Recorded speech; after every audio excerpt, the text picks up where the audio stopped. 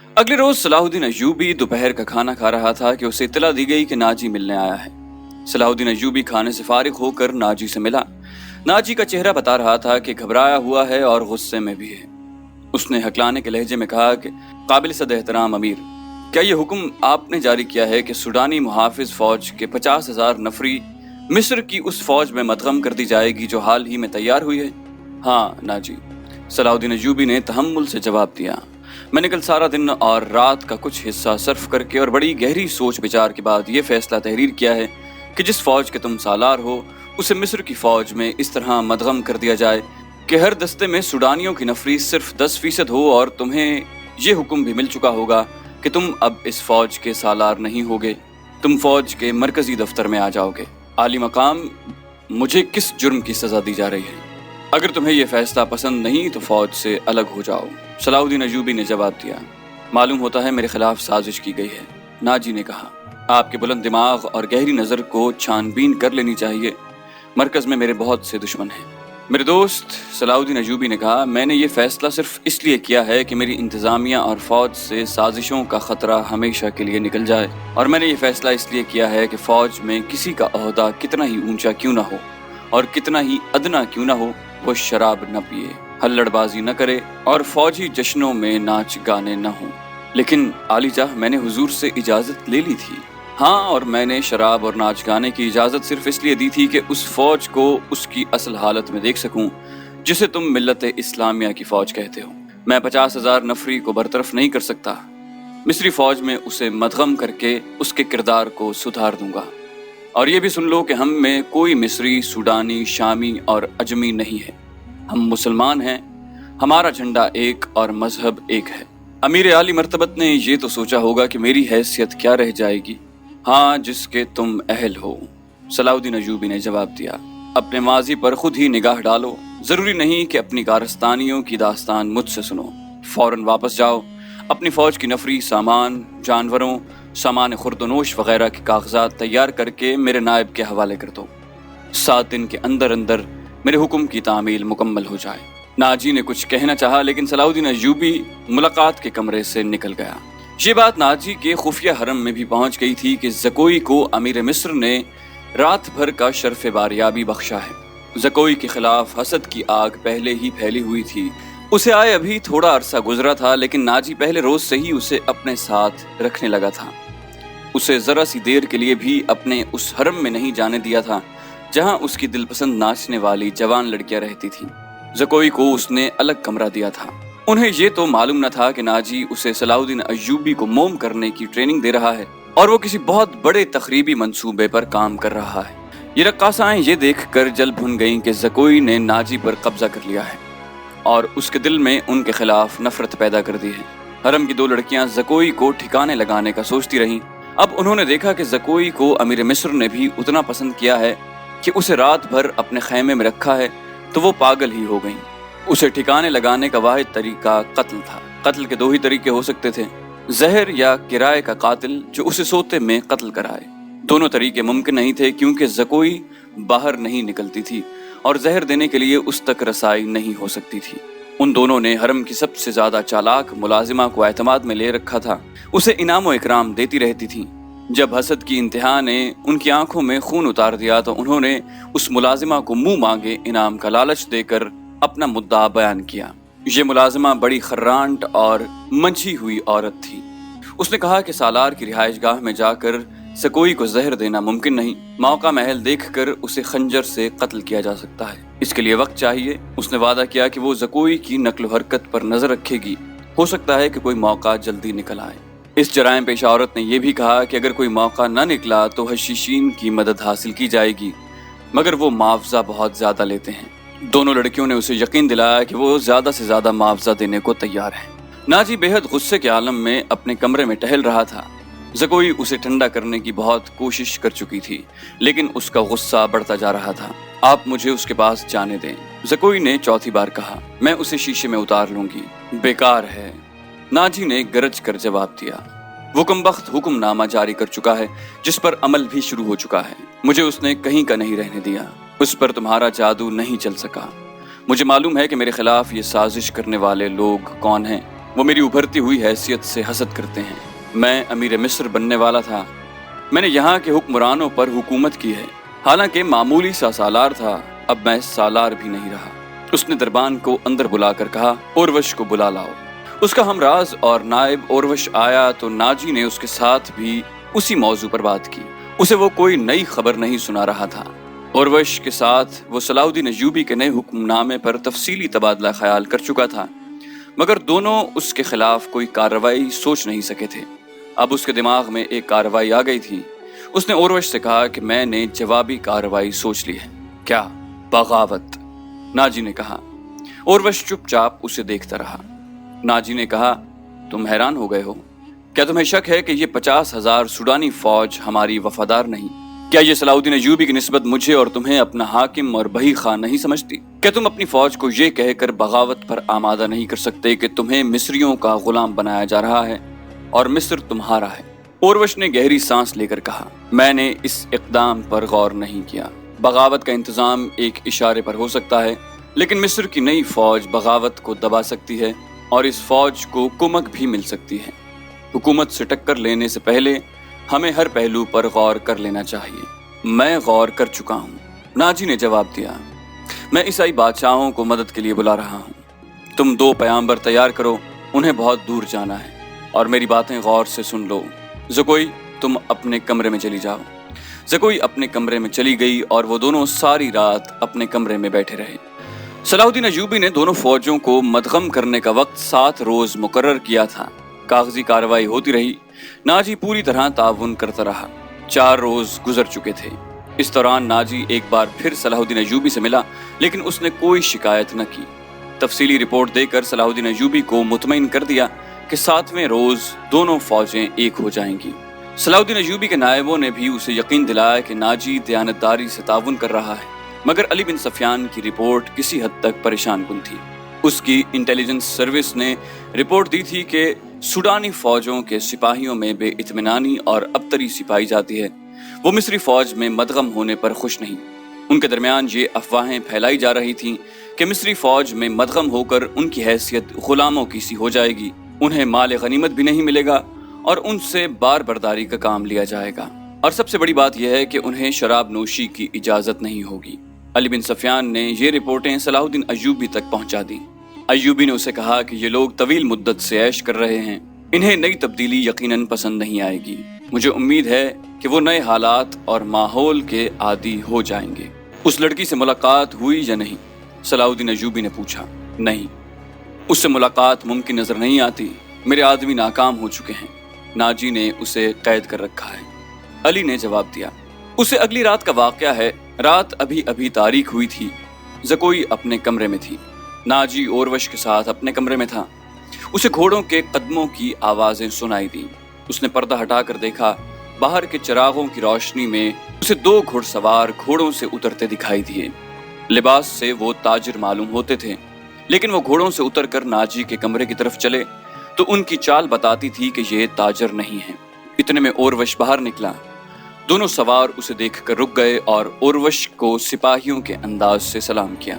ओरवश ने उनके गिर्द घूमकर उनके लिबास का जायजा लिया, फिर उन्हें कहा कि हथियार दिखाओ। दोनों ने फुर्ती से चुगे खोले और हथियार दिखाए। उनके पास छोटी तलवारें और एक खंजर था। ओरवश उन्हें अंदर ले गया। दरबान एक तरफ खड़ा था। ज़कोई गहरी सोच में खो गई। वो कमरे से निकली और नाजी के कमरे का रुख किया, मगर दरबान ने उसे दरवाजे पर रोक लिया और कहा कि उसे हुक्म मिला है कि किसी को अंदर न जाने दें। ज़कोई को वहां ऐसी हैसियत हासिल हो गई थी कि वो कमांडरों पर भी हुक्म चलाने लगी थी। दरबान के रोकने से वो समझ गई कि कोई खास बात है। उसे याद आया कि 2 रातें पहले नाजी ने उसकी मौजूदगी में ओरवश से कहा था कि मैं ईसाई बादशाहों को मदद के लिए बुला रहा हूँ। तुम 2 पैगंबर तैयार करो, उन्हें बहुत दूर जाना है। और फिर उसने ज़कोई को अपने कमरे में चले जाने को कहा था और उसने बगावत की बातें भी की थी। ये सब कुछ सोचकर वो अपने कमरे में चली गई। उसके और नाजी के खास कमरे के दरमियान एक दरवाजा था जो दूसरी तरफ से बंद था।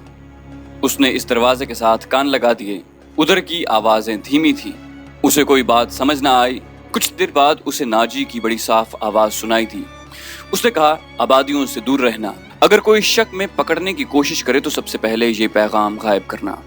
जान पर खेल जाना, जो भी रास्ते में हायल हो उसे खत्म कर देना। तुम्हारा सफर 4 दिनों का है, 3 दिनों में पहुंचने की कोशिश करना। समत याद कर लो, शुमाल मशरिक। दोनों आदमी बाहर निकल गए। ज़कोई भी बाहर आ गई। उसने देखा कि वो दोनों घोड़ों पर सवार हो रहे थे।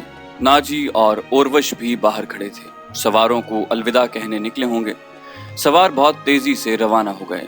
नाजी ने ज़कोई को देखा तो उसे बुलाकर कहा, मैं बाहर जा रहा हूँ, काम बहुत है, तुम आराम करो। अगर अकेले दिल न लगे तो हरम में घूम फिर आना। ज़कोई ने कहा कि हाँ, जब से आई हूँ बाहर नहीं निकली। नाजी और ओरवश चले गए। ज़कोई ने चुगा पहना, कमरबंद में खंजर उड़सा और हरम की तरफ चल पड़ी। वो जगह चंद 100 गज दूर थी। वो नाजी पर यह जाहिर करना चाहती थी कि वो हरम में गई थी।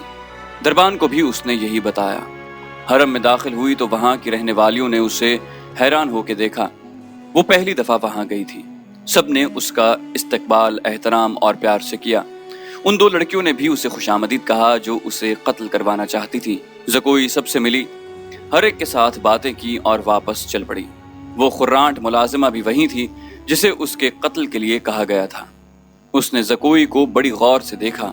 ज़कोई बाहर निकल गई। हरम वाले मकान और नाजी की रिहाइश गाह का दरमियानी इलाका ऊंचा नीचा था और वीरान। ज़कोई हरम से निकली तो नाजी की रिहाइश गाह की तरफ जाने की बजाय बहुत तेज तेज दूसरी समत चल पड़ी। उधर एक पगडंडी भी थी, लेकिन ज़कोई उससे जरा दूर हटकर जा रही थी। उससे 15-20 कदम पीछे एक स्याह साया चला जा रहा था। वो कोई इंसान ही हो सकता था, मगर सर से पांव तक एक लिबादे में लिपटा हुआ होने की वजह से स्याह भूत लगता था। ज़कोई की रफ्तार तेज हुई तो उस भूत ने अपनी रफ्तार उससे भी तेज कर दी। आगे घनी झाड़ियां थी। ज़कोई उनमें रूपोश हो गई। स्याह भूत भी झाड़ियों में गायब हो गया। वहां से कोई 250-300 गज आगे सलाहुद्दीन अय्यूबी की रिहाइशगाह थी, जिसके इर्द गिर्द फौज के आला रुतबों के अफराद रहते थे। ज़कोई का रुख उधर ही था। वो घनी झाड़ियों में से निकली ही थी कि बाएं तरफ से स्याह भूत उठा। चांदनी बड़ी साफ थी, फिर भी उसका चेहरा नजर नहीं आता था। उसके पांव की आहट भी नहीं थी। भूत का हाथ ऊपर उठा, चांदनी में खंजर चमका और बिजली की सी तेजी से खंजर ज़कोई के बाएं कंधे और गर्दन के दरमियान उतर गया। ज़कोई की चीख नहीं निकली, खंजर उसके कंधे से निकल गया। ज़कोई ने इतना गहरा जख्म खाकर भी निहायत तेजी से अपने कमरबंद से खंजर निकाला। भूत ने उस पर दूसरा वार किया तो ज़कोई ने उसके खंजर वाले बाजू को अपने बाजू से रोककर अपना खंजर भूत के सीने में घोंप दिया। उसे चीख सुनाई दी जो किसी औरत की थी। ज़कोई ने अपना खंजर खींचकर दूसरा वार किया जो भूत के पेट में उतर गया। उसके साथ ही उसके अपने पहलू में खंजर लगा, लेकिन ज्यादा गहरा नहीं उतरा। भूत चकरा कर गिर गया। ज़कोई ने यह नहीं देखा कि उस पर हमला करने वाला कौन था। वो दौड़ पड़ी। उसके जिस्म से खून बहुत तेजी से बह रहा था। सलाहुद्दीन अय्यूबी का मकान उसे चांदनी में नजर आने लगा।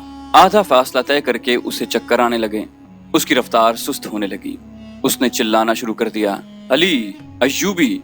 उसके कपड़े लाल सुर्ख हो गए थे और वो बड़ी मुश्किल से कदम घसीट रही थी। उसकी मंजिल थोड़ी ही दूर रह गई थी, जहां तक पहुंचना उसके लिए मुमकिन नहीं था। वो मुसलसल सलाहुद्दीन अय्यूबी और अली बिन सफियान को पुकारे जा रही थी।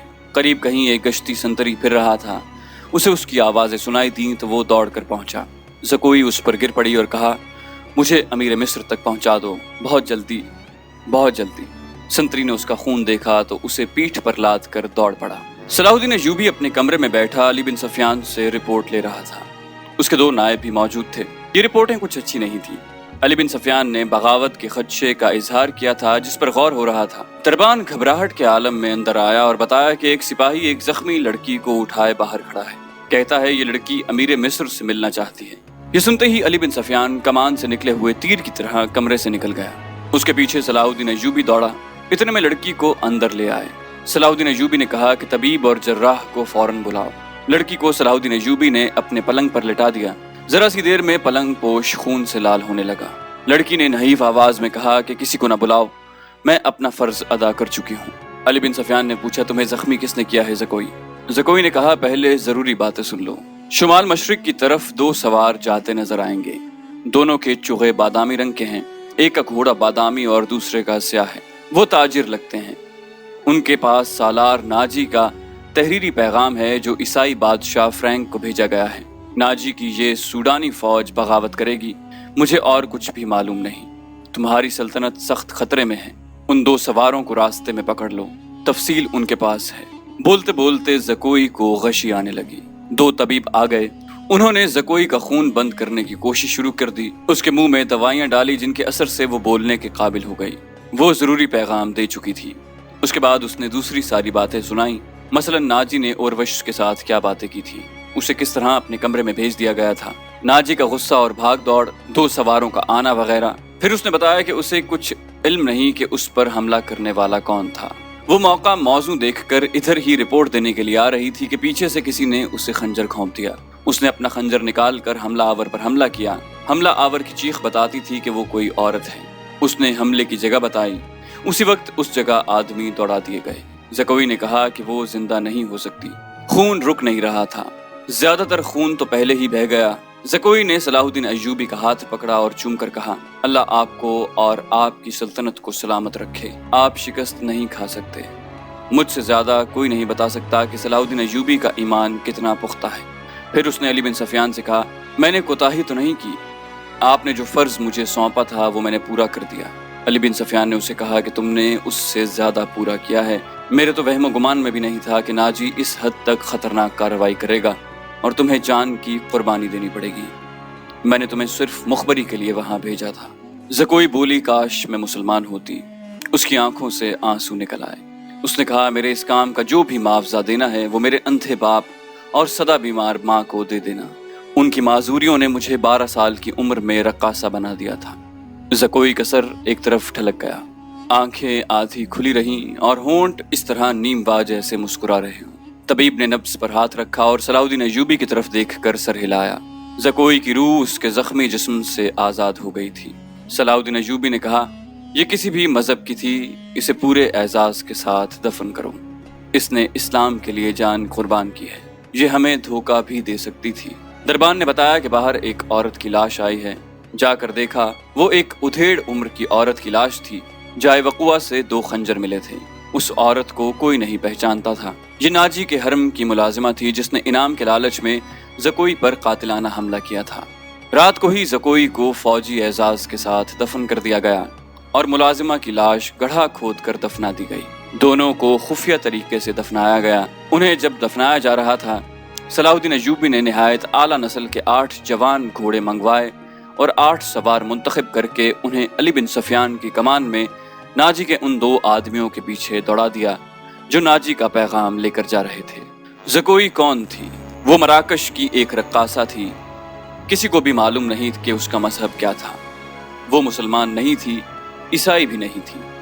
جیسا کہ کہا جا چکا ہے کہ علی بن سفیان صلاح الدین ایوبی کی انٹیلیجنس کا سربراہ تھا۔ اسے دوسروں کے راز معلوم کرنے کے لیے کئی ڈھنگ اختیار کرنے پڑتے تھے۔ صلاح الدین ایوبی اسے اپنے ساتھ مصر لایا تھا، جہاں آ کر معلوم ہوا کہ سوڈانی فوج کا سالار ناجی سازشی اور شیطان ہے۔ اس کے اندرون خانہ حالات معلوم کرنے کے لیے علی بن سفیان نے جاسوسوں کا جال بچھا دیا تھا۔ اسے راز کی ایک بات یہ معلوم ہوئی کہ ناجی حسن بن صباح کے فدائیوں کی طرح مخالفین کو حسین لڑکیوں اور حشیش سے پھانستا ہے، اپنا گرویدہ بناتا یا مروا دیتا ہے۔ علی بن سفیان نے تلاش بسیار کے بعد کسی کی وساطت سے زکوئی کو مراکش سے حاصل کیا اور خود بردہ فروش کا بہروپ دھار کر اسے ناجی کے ہاتھ بیچ دیا۔ اس لڑکی میں ایسا جادو تھا کہ ناجی اسے صلاح الدین ایوبی کو پھانسنے کے لیے استعمال کرنا چاہتا تھا، مگر خود ہی اس لڑکی کے دام میں پھنس گیا، اور پھنسا بھی ایسا کہ اس کے سامنے وہ اپنے نائب سالار کے ساتھ راز کی باتیں کرتا تھا۔ اس نے زکوئی کو جشن کی رات صلاح الدین ایوبی کے خیمے میں بھیج دیا اور اپنی اس فتح پر بے حد مسرور تھا کہ اب وہ اسی لڑکی کے ہاتھوں اسے شراب بھی پلا سکے گا اور پھر اسے اپنا مرید بنا لے گا۔ مگر اس کے فرشتوں کو بھی معلوم نہ ہو سکا کہ زکوئی صلاح الدین ایوبی کی ہی جاسوسہ تھی۔ وہ اسے خیمے میں رپورٹیں دیتی رہی اور صلاح الدین ایوبی سے ہدایات لیتی رہی۔ اس کے خیمے سے نکل کر زکوئی دوسری طرف چلی گئی، جہاں اسے منہ سر لپیٹے ایک آدمی ملا تھا۔ وہ آدمی علی بن سفیان تھا، جس نے اسے کچھ اور ہدایات دی۔ اس کے بعد زکوئی ناجی کے گھر سے باہر نہ نکل سکی، اس لیے وہ علی بن سفیان کو کوئی رپورٹ نہ دے سکی۔ آخر اسے موقع مل گیا اور وہ ایسی خبر لے کر وہاں سے نکلی جو خدا کے سوا کسی اور کو معلوم نہ تھی۔ یہ زکوئی کی بدنصیبی تھی کہ حرم میں اس کے خلاف اس لیے سازش ہو رہی تھی کہ اس نے ناجی پر قبضہ کر لیا ہے، یہ سازش کامیاب ہو گئی اور زکوئی قتل ہو گئی، لیکن وہ اطلاع پہنچانے تک زندہ رہی۔ اس کے مرنے سے کچھ عرصے بعد وہ معاوضہ جو علی بن سفیان نے اس کے ساتھ طے کیا تھا، صلاح الدین ایوبی کی طرف سے انعام اور وہ رقم جو علی بن سفیان نے ناجی سے بردہ فروش کے بھیس میں زکوئی کی قیمت کے طور پر وصول کی تھی، مراکش میں زکوئی کے معذور والدین کو ادا کر دی گئی۔